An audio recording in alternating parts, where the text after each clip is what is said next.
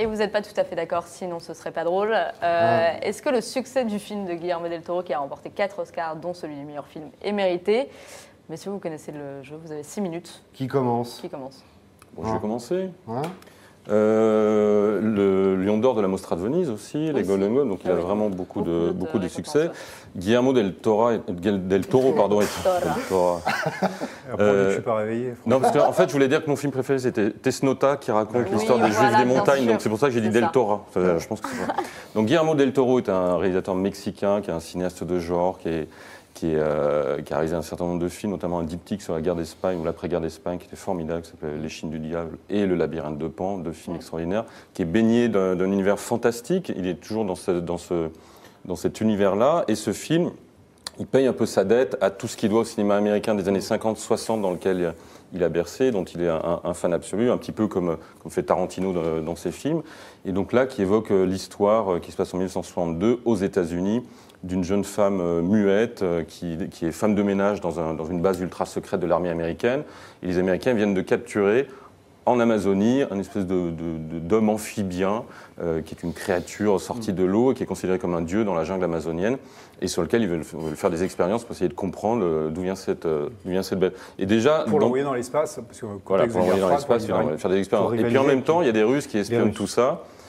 C'est pour ça que c'est un film qui se lit à plusieurs niveaux. C'est à la fois évidemment un film fantastique. D'ailleurs, personne ne trouve extraordinaire qu'on trouve un homme amphibie comme ça. Personne n'a vraiment peur de lui. Dont l'héroïne va tomber amoureuse. Dont l'héroïne va tomber amoureuse, évidemment, cette muette qui va communiquer avec elle. Elle va communiquer avec lui, pardon. Et puis c'est aussi un film d'espionnage sur l'ambiance des années 50. Et c'est vrai que si le cinéma, ça consiste à la fois à émerveiller, à divertir, à faire réfléchir, toutes les cases sont cochées avec Guillermo del Toro. Évidemment, émerveillé parce qu'on est dans un univers fantastique, avec tous les codes du cinéma fantastique. Divertir parce que c'est assez drôlatique et les personnages sont assez croquignolesques. Et puis faire réfléchir parce que c'est aussi une critique en creux de cette Amérique à qui il doit tant, du modèle familial classique, de la paranoïa anticommuniste avec le McCarthyisme. Donc il y a vraiment ces trois ingrédients qui font de ce film un film très complet, qui se lit encore une fois à plusieurs niveaux et qui mérite pour moi amplement. Je m'attendais à ce que ça soit le contraire. Non, bien sûr que non. Non, Buisson trouve que le film aurait dû avoir plus d'Oscars en réalité. J'ai dit ça Quasiment. Grégoire Le Ménager de non, mais c'est très bien d'émerveiller, parce que c'est très bien fait, effectivement. Il a un son quand même. Hein. Moi, j'ai beaucoup aimé quand j'étais adolescent. Hein. C'est vrai que c'était il n'y a pas si longtemps. Grégoire. Ça m'a un peu passé, moi, mais personnellement, mais j'ai rien contre. Hein. Et dans le genre, c'est très bien fait. Donc émerveillé, c'est bien. Qu'est-ce que vous avez dit d'autre? Ça fait réfléchir. Ça fait réfléchir, bon, pas trop quand même. Ça fait pas mal à la tête comme film, il ne faut pas exagérer hein, non plus. Ça doit divertir, oui, c'est divertissant. C'est un peu long, mais assez bien rythmé, donc ça va. Il y a effectivement des passages qui sont assez drôles. Il y a plein de bonnes idées. Alors le problème, c'est qu'il y a une quatrième chose qu'on peut attendre d'un film comme celui-là, et d'ailleurs vous ne l'avez pas mentionné, c'est émouvoir. C'est quand même une histoire d'amour, une histoire d'amour impossible, parce que sinon c'est des histoires d'amour qui sont possibles, ça n'a aucun intérêt. Mais c'est pas du cinéma réaliste, hein, ça vous a pas échappé, donc évidemment c'est impossible. Il y a plein de choses qui sont impossibles. Oui, mais ça pourrait émouvoir quand même. Ça pourrait émouvoir quand même. D'accord. C'est censé être un petit peu touchant quand même. Ouais. Ouais, vous n'avez pas été nul. Mais non, parce qu'il y a un problème d'identification au personnage. C'est lié au code du conte. Les codes du conte, c'est très bien parce que ça projette des espèces d'archétypes. Donc théoriquement, on peut s'identifier aux archétypes. Sauf que là, les archétypes sont tellement à la serpe, tellement poussés à fond, que tous les curseurs sont poussés à fond pour caractériser les personnages. Et du coup, ils restent loin de nous. C'est-à-dire que la fille, c'est compliqué de s'identifier à elle parce qu'elle est muette, parce qu'elle a beaucoup de caractéristiques qui la singularisent, quoi, et le méchant. Alors je sais bien que pour qu'un film, plus le méchant est réussi, plus le film est réussi. Mais là, le méchant, il est très très très très très méchant. Donc là aussi, on est dans une espèce d'outrance. Parce que c'est un clin d'œil au film de super-héros. Oui, on voit bien que c'est un personnage archétypal. Et voilà, mais il a fait pas très Hellboy, poisson en fait.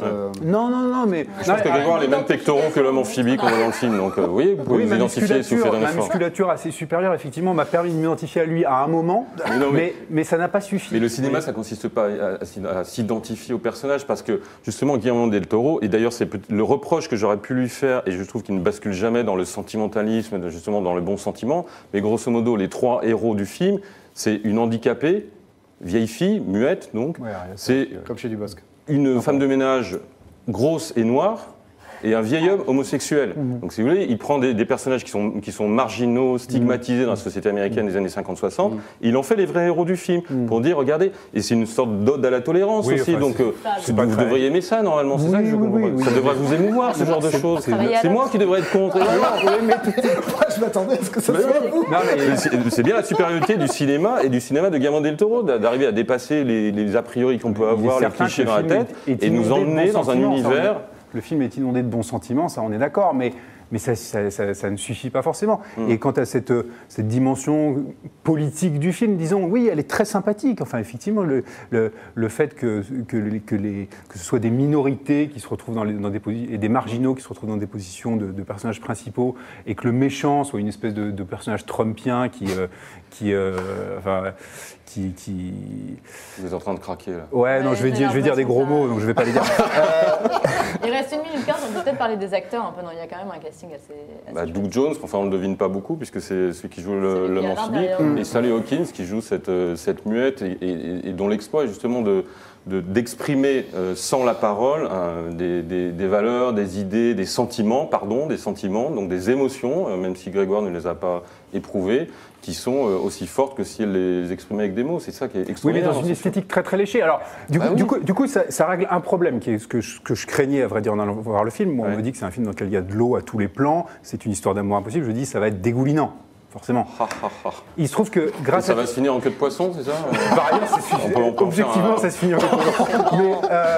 Mais on va pas parler de la fin. Mais alors, cette esthétique très très léchée, elle a l'avantage d'éviter le dégoulinant, justement. Et il y a vraiment des plans qui sont très beaux, enfin, avec l'eau qui coule partout. Il y a un sens de l'image qui est indéniable. Il est très fort, ce type. Mais cette esthétique très léchée, moi, je trouve qu'elle me laisse à l'écart, en dehors de l'aquarium. Je suis devant un aquarium, je regarde des poissons qui s'embrassent, qui se courent après, qui essayent de se mordre, mais je m'identifie peu à ces poissons. Grégoire, vous aviez aimé les films précédents de Guillermo del Toro ou c'est celui-là particulièrement? Ouais, non, mais je pense que c'est un bon réalisateur, vraiment. Hein. Mais puisque la question était, est-ce qu'il mérite l'Oscar du meilleur film de l'année, ça, je n'en suis pas certain. Je ne décourage pas formellement les gens d'aller voir. Vous avez tout dit dès le début en disant que c'est un film pour enfants, et justement Guillermo del Toro a gardé son âme d'enfant et fait des films pour réveiller notre âme d'enfant. Voilà. Donc si vous n'avez pas d'âme d'enfant, vous ne pouvez pas entrer dans l'univers de del Toro. Avec un peu d'érotisme dedans. On a une question d'un internaute pour vous, messieurs. C'est terminé, votre débat est terminé. Mais c'est terminé. Vous l'avez dit tout à l'heure, Jean-Pierre Jeunet, vous avez évoqué Jean-Pierre Jeunet qui se plaignait. Oui. Qui se plaignait un peu de plagiat. Oui, on l'a accusé de pas mal de plagiat, enfin, ou d'inspiration. Mais Cocteau peut aussi. Non, il est mort, mais il pourrait aussi se plaindre. Que pensez-vous, me demande cet internaute, de la bande-son d'Alexandre Desplat, donc qui a reçu, lui, l'Oscar de la meilleure musique? Qui peut ressembler un peu à la bande-son d'Amélie Poulain, mais il y a même des plans qui peuvent ressembler à ça. Mais je crois que Del Toro paye sa dette en permanence lorsqu'il fait du cinéma. C'est truffé de références. On pourrait dire que c'est référencé à la Belle et la Bête, le monstre du lac noir, le monstre du lac, pardon. Enfin, il y a plein de références cinématographiques dans le cinéma de Guillermo del Toro. Donc, et peut-être qu'il y en a à Jeunet. Il prend ça pour du pillage, je ne sais quoi, alors que c'est un hommage. Il me semble. Merci beaucoup, messieurs. Samantha Markovic, Naïdra Ayali, est-ce que vous l'avez vu? Est-ce que vous avez envie d'aller le voir, du coup, ce film? Et qui vous a donné le plus envie? Allez. Regardez-moi. Qui m'a donné le plus envie? Non, celui qui vous semble le plus crédible. Non, je ne l'ai pas encore vu, mais de toute façon, non, mais par principe, j'irai le voir. Enfin, je fais ce métier... Au-delà non, je ne l'ai pas vu, moi. Je l'ai pas vu. Écoutez, j'irai le voir parce qu'effectivement, 4 Oscars, j'ai envie d'aller voir. Voilà. 4 Oscars et l'univers fantastique aussi de Guillermo del Toro qui vous parle ou pas? J'en parlerai après avoir vu, je ne sais pas. D'accord. Bon, moi, je vous propose qu'on le regarde, parce que là, on n'a pas lancé d'image et que comme ça, nos internautes se fassent On regarde le film en entier, c'est parti. Non, on regarde la bande-annonce. On regarde de la forme de l'eau, de Shape of the Water. Et on vous remercie, messieurs, d'être passés par ce studio. Ouais. If I told you about her, the princess without voice, what would I say?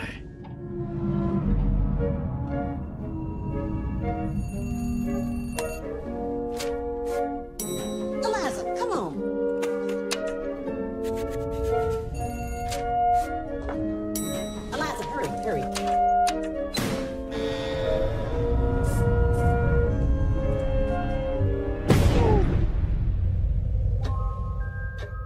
She deaf? Mute, sir. She can hear you. You clean that lab, you get out.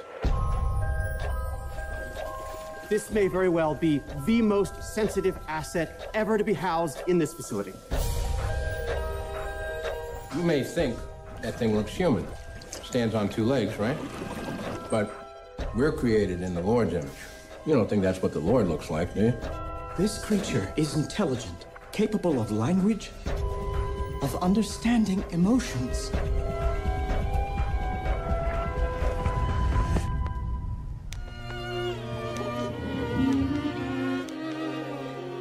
When he looks at me, he does not know how I am incomplete. He sees me as I am. J'avoue, je n'ai bavé pas vous, mon amour. Avant d'avoir eu vent de vous. The natives in the Amazon worshipped it like a god. Get him out. What are you talking about? No. We need to take it apart, learn how it works. I don't want an intricate, beautiful thing destroyed. We can do nothing. I'm sorry. Don't do this, Eliza. What is she saying? Don't do this. Oh, that's not even human.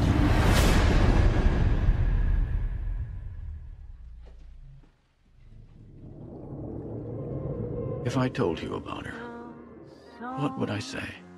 I wonder.